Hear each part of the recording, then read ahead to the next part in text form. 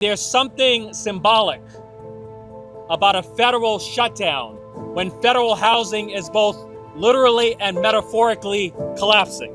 We cannot separate the collapse of a public housing building from the collapse of federal funding for public housing. Federal funding for the physical safety of public housing has all but collapsed.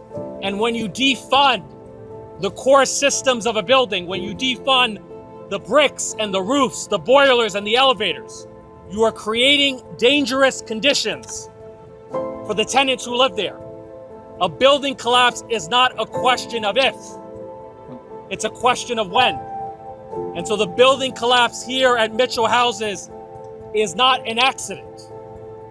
It is a consequence of decades and decades of federal disinvestment.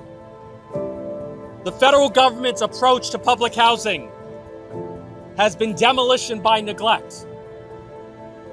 If a private landlord did to his housing what the federal government has done to public housing, that private landlord would be imprisoned for endangering the safety and welfare of his tenants.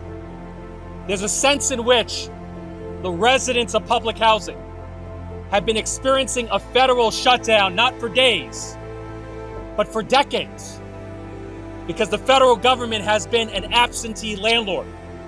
HUD has been an absentee landlord. And so we are here to call upon the federal government, to call upon housing and urban development, to provide New York City with emergency funding and resources, to restore the collapsed building, and to relocate the displaced families to new permanent housing. Even though we're in the middle of a federal shutdown, a government shutdown is no excuse for doing too little or doing nothing. A building collapse is an emergency that requires emergency action from the federal government. Public housing is not just a federal program. It's a social contract that has been enshrined in federal law for nearly 90 years. And the time has come for the federal government to honor the promise that has been made to the people of public housing 9 decades ago.